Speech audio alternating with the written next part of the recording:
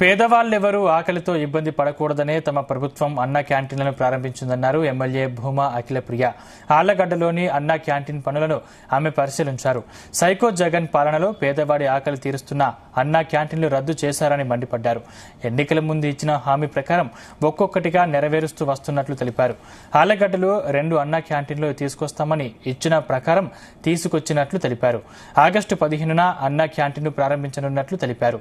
ప్రజల క్షేమం కోసం తమ ప్రభుత్వం ఎప్పుడు కట్టుబడే ఉంటుందని స్పష్టం చేశారు అఖిలప్రియ.